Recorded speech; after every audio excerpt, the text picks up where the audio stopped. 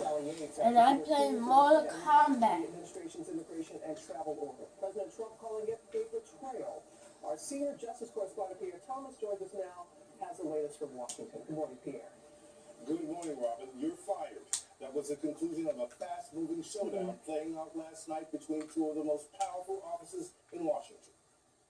The high-stakes drama began shortly before 6:30 p.m.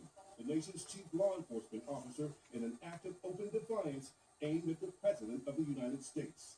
Acting Attorney General Sally Yates refusing to allow Justice Department attorneys to defend President Trump's executive order banning some refugees and immigrants from the U.S. I'm very grateful for this opportunity and grateful for President Obama's nomination. Yates, an Obama administration holdover, sending a dramatic letter to department lawyers saying she was not sure President Trump's order was, quote, lawful, and that she was not convinced it was consistent with the institution's obligation to always seek justice fighting on me, Neil. In roughly 3 hours, Trump responded by firing Yates. The White House issuing a blistering statement saying that Yates had, quote, betrayed the Department of Justice by refusing to enforce Trump's order, which administration officials say was designed to protect the American people. Yates, a 27-year veteran of the Justice Department, had been asked to stay on by the Trump administration until his nominee for Attorney General could be confirmed. That said, she did overrule career attorneys at Justice who said Trump's order was indeed legal. Robin? And Pierre, we know that the president has already appointed a new acting attorney general. That's right. The White House called this week on immigration. The Trump appointed a new acting attorney general last night, Dana Bente, who quickly overturned Yates' decision. And perhaps the most dramatic several hours I've seen in nearly 20 years of covering the Justice Department. It was another drama. No protests overnight as well. We saw that since the Supreme Court. And so that rebuke from former President Obama, who had said in his final press conference that he would speak out when he thought America's court always are at stake. It seems to see that has more on this from the White House since this year. So unusual for a former president to speak out this early in his successor's term. It certainly is, Jordan. It has only been 12 days since he's left office, and he is now speaking out in strong terms. President Trump is speaking out this morning, too. He is on Twitter calling protests here in Washington by Democratic lawmakers a mess. Former President Barack Obama stepping out of the post-presidency shadows and into the fray, speaking to those protesters, and also taking a jab at his successor and that immigration crackdown. Saying through his spokesman, citizens exercising their constitutional right to assemble is exactly what we expect to see when American values are at stake. And also taking a jab at his successor and that executive order, saying he fundamentally disagrees with the notion of discriminating against individuals because of their faith or religion. The White House playing defense. We had 109 people that were temporarily detained. They're all in. But they were temporarily detained to make sure that the safety of the other 324 million Americans was put first. I don't see how that's a big problem. Okay, that's a really That good. fight landing right at the steps of the Supreme Court. Democratic lawmakers leading the charge in song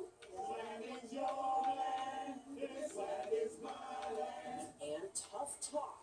Donald Trump has issued an executive order that is illegal, that is unconstitutional, Scorpio is gonna fight. We will fight it with everything we have, and we will win this fight. And while the president himself says the policy is off to a good start, We actually had a very good day yesterday in terms of homeland security. this morning there was backlash from U.S. diplomats, some sending a formal objection letter expressing concern that the immigration crackdown might backfire and lead to terror attacks in the U.S. But the White House still standing its ground. I think that they should either get with the program or they can go. Tough words there, but there's word from the White House this morning that the Trump administration will leave intact an existing executive order from the Obama administration that protects LGBTQ rights in the workplace. George Gay and lesbian advocacy groups have feared that that might be reversed. Yeah, but they're waiting to see if more is coming. Okay, so say thanks very much. Just you really understand from more on all this progress. The Democrats in the House and Senate, they've already doing this. That's not going to work. Lots of challenges springing up in the courts over the last couple of days. That's right, and this isn't going to be an easy challenge. For those who think, oh, we're just going to get it to the courts, it's going to be an easy win, you're wrong. This is a complicated, tough case that is challenging. First of all, the argument that he's targeting Muslims Some are saying you can make that argument, you can win on the establishment clause. I don't think that's the strongest argument. I think the stronger argument is looking at the law itself. And this is the Immigration and Nationality Act law, which specifically says you cannot discriminate based I'm on the first round. country of origin, place of birth, etc. And as a result, That's that's pretty straightforward. Except there's another part of the law which makes it complicated, which specifically says that the president has the power to suspend the entry of any class of alien found to be detrimental to the interests of the United States. And that's so broad. That's right. So that's so broad and has typically been viewed as such an enormous power for the president that Trump is going to rely on that. And so this isn't going to be an easy argument. Now remember, this is only we're talking about the argument about the 7 countries and people coming in. This is a separate question from the one about the suspending the refugees, which I think is an even harder argument for those trying to win. At the same time, though, these challenges have been made. This could get the Supreme Court relatively quickly. That's right. There are 2 options for getting to the Supreme Court. Number 1 would be effectively fast-tracking it. Doesn't happen very often, happens in rare cases, but this could be one of those rare cases. The other way it could get to the Supreme Court is if, there are going to be challenges all over the country, right, with these district court judges. That goes then up to the Court of Appeals. If the courts of appeal are divided on something, that's typically how a case gets to the U.S. Supreme Court. And that's a long process, though. That's not something that would happen. And it's also possible Trump changes parts of this order on his own. That's possible. And look, and again, as you talked about before, Congress could rewrite the law. Not likely to happen. Not like the English election. You're both mentioning the Supreme Court now, the president's pick for the Supreme Court. He will reveal the nominee tonight. A primetime presentation from the White House, and John Carl is there, has the latest for us. Good morning, John. Good morning, Robin. President Trump says the decision is made. He has picked his nominee for Supreme Court, a decision that may prove to be more consequential and have a longer-lasting impact than anything he has done so far. We're going to put great people on the Supreme Court. He may have already made his decision, but President Trump says he's going to wait until prime time tonight to make the announcement. I've made a very big decision on the United States Supreme Court that is going to be announced tomorrow night from the White House at 8 o'clock. Trump's choice would fill the vacancy created by the death last year of Antonin Scalia. The justices that I'm going to appoint will be pro-life. They will have a conservative bent. They will be protecting the Second Amendment. Trump's shortlist down to 2. Judges Neil Gorsuch and Thomas Hardiman. Hardiman, 51, serves on the Third Circuit Court of Appeals with President Trump's sister, Marion Trump Barry, who sources tell ABC News highly recommended him to her brother. Gorsuch, 49, serves on the 10th Circuit Court of Appeals and has been called Scalia 2.0 because he echoes Scalia's judicial philosophy and his writing style. I think that the person that I pick will be a big, I think people are going to love it. I think evangelicals, Christians will love my pick. Regardless of who is picked, Democrats and Republicans are gearing up for a confirmation battle in the Senate that will look like an all-out political war. Of course, Democrats are still very much upset that President Obama's pick for this seat never even got a hearing. Already promising a filibuster. Okay, John, thanks very much. Let's get on this from our Supreme Court expert, Terry Moran. And Terry, in some respects, either one of these finalists could be picked by any Republican president, both relatively young white men, well-credentialed, solid conservatives. Absolutely, George. Any of the candidates that President Trump has considered would not tip the balance of this court because they're replacing Justice Scalia, replacing a conservative with a conservative. But in some ways, that's old-style thinking. President Trump is not really a conservative or a liberal. He's a nationalist, and he is shaking up the Congress, the executive branch, and it's just a matter of time before he shakes up this place. So the real question is, how would one of these nominees rule on his Make America Great Again agenda? On immigration, on trade, on executive power, on treaty commitments. That's a harder call. And there will be lots of focus, especially now, on the president's immigration ban in these confirmation hearings. There absolutely will. The senators, especially Democrats, are going to press this nominee, whoever it is, very hard. How would they rule on this? It is, as Dan said, a close case, but the president does have sweeping powers over immigration, especially when it comes to national security. And so he's probably safe with either nominee on that question. But down the road, how he shakes up the agenda of of the Man, can't Congress go and of online. this court remains to be seen. This one, the real fear among conservatives, and the President Trump has really promised them this pick, is they go back and say they don't want another David Souter, Justice David Souter. Absolutely, and presidents never know. You know, George, when they get up there, they've got life tenure, and there the case comes before them. Should I overturn Roe versus Wade, for example? Souter blinked, Kennedy flinched, and that is what can happen, George. Okay, Chair Murray, thanks very much. And Kerry's going to be joining us tonight. We'll be anchoring our coverage of the President's announcement, a live special report starting at 8 Eastern. Michael? All right, thank you, George. Now let's get to the latest on that terrible attack at a mosque in Canada. And Jill Benitez has new details about the suspect. This morning, investigators are zeroing in on the life of 27-year-old suspected shooter Alexander Bissonnette. People are going to be a little bit more on edge, but I'm hoping that everybody just comes together on this and shows again their support for the community. As Canadians from coast to coast held vigils in just about every major city, a former classmate tells ABC News that Bissonnette was very conservative politically and described him as anti-immigrant. And Megan, the alleged gunman, told me Bissonnette was always alone, didn't appear to have any friends, and never went to parties. Bissonnette is said to have been dressed in black, wearing a ski mask, shouting as he entered the men's section of that mosque Sunday night. Now we're learning about some of the victims, including a professor at the same university where Bissonnette studied anthropology and political science. Most of the deceased in their 40s, now leaving families behind. While the motive for the attack still isn't clear, it came just one day after Prime Minister Justin Trudeau took on President Trump's immigration crackdown that many see as anti-Muslim. The people who commit these acts need to test our resolve and weaken our values. We will not close our minds. We will open our hearts. And live here in Quebec, you can see police are still there at the mosque investigating right now.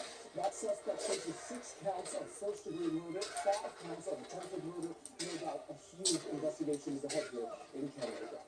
No doubt, Peter. Thank you. Diane has more of the top stories, starting with a landslide in Canada. That's right. This video came in overnight, and it shows a landslide in the Hollywood Hills that forced the evacuation of 5 homes and knocked out power in that area. An estimated 20 tons of earth came crashing down that hill, burying power lines and damaging at least 2 homes.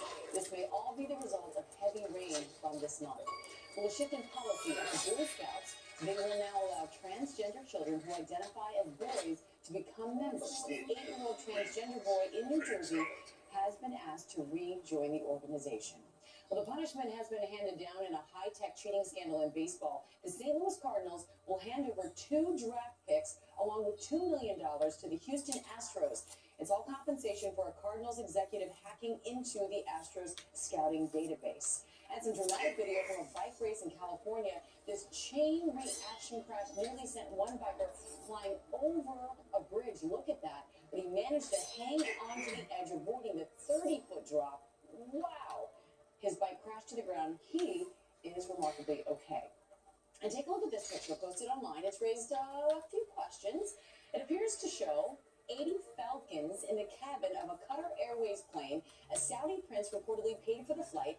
Falcons are highly valued in the Middle East. They can even be issued their own passports. They last for 3 years in the United Arab Emirates, where they are the national bird. And in case you're wondering, on Qatar Airways, you can bring a maximum of 6 falcons in economy class, but they each have to have their own seat and a cloth to avoid accidents. I thought they were headed to Houston for the Super Bowl.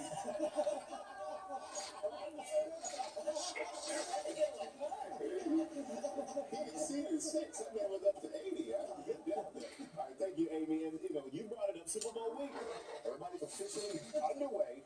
And, of course, the quarterbacks taking center stage, stepping into the spotlight at opening night. And our quarterback, Jesse Palmer, is in Houston with all the details. Good morning, Jesse. Good morning, Michael. That's right. In 5 days, That's the last game. They're going to face off on the field. But first, they had to take on the media here last night and answer questions about a missing playbook. First, there was Spygate. Then a new deflate. So I hope this is entertaining. And this morning, as Super Bowl week kicks into high gear, the Patriots find themselves in the middle of yet another gate. Backpack gate. It all began when one Falcons offensive coordinator Kyle Shanahan lost his bag, which contains some interesting reading material. All of the Atlanta Falcons offensive plays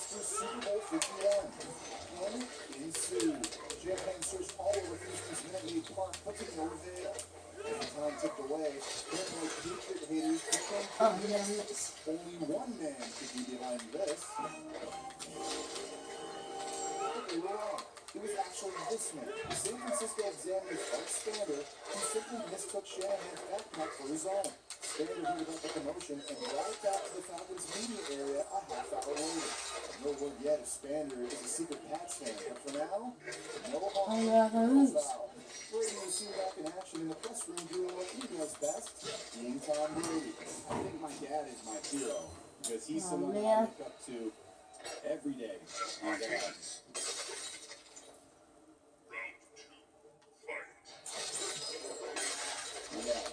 The four-time Super Bowl champion chasing his fifth Super Bowl ring, which makes him the most decorated quarterback of all time.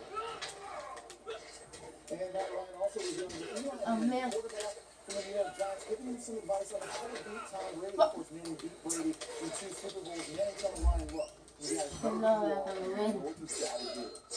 I'll tell you what, Jesse, that question made Tom Brady do something that nobody else could do, and that was cry. Brady made it. One showdown. What's the schedule again? There's also another showdown between Tom Brady and Roger Goodell. So we're leaving at 7:30. What's going on? Since Brady's 4-game suspension, as you know, he's That's a good point. People calling it the Tom Brady revenge tour. Tom Brady was in everyone something like it for Roger Goodell, saying this is one of his teammates that are going to get into the best one. He's not Roger Goodell, but how satisfying is that? Okay, one more game.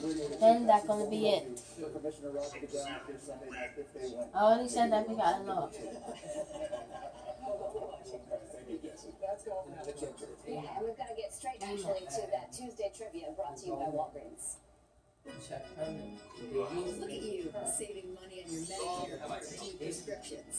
At Walgreens, we make it easy for you to seize the day by helping you get more out of life and Medicare Part D. Now with What happening? rewards points on all prescriptions, Walgreens has you. So get seize the savings.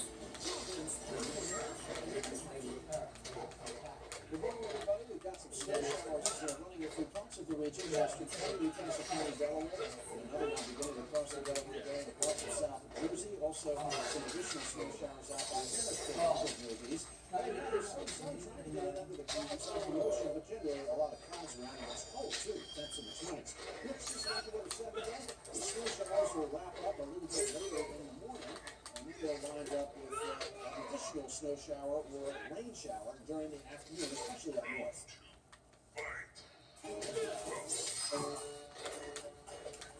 Favorite breakfast foods are crafted with delicious ingredients that help keep you going. We get our wholesome coconuts, this and more.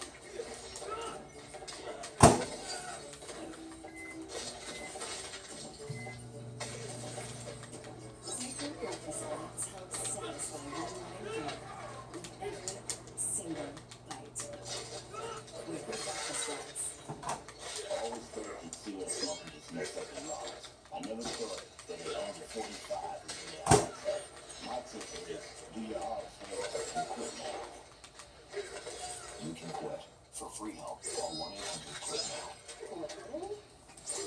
This piece is so cute. Right? I thought it was slightly after Is it suede? State Farm knows that for every one of those moments, there's one of these.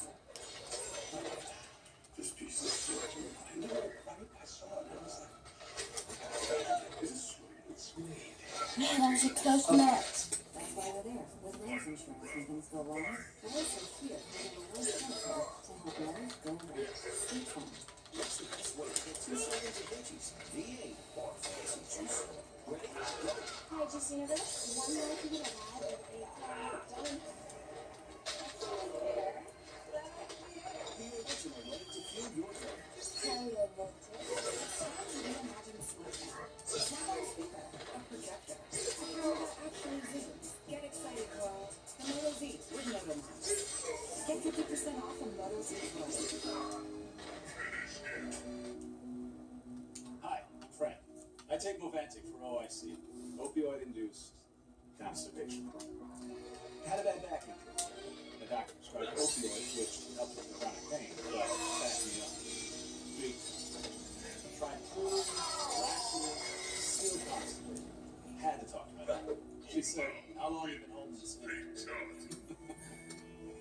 Okay, the video over.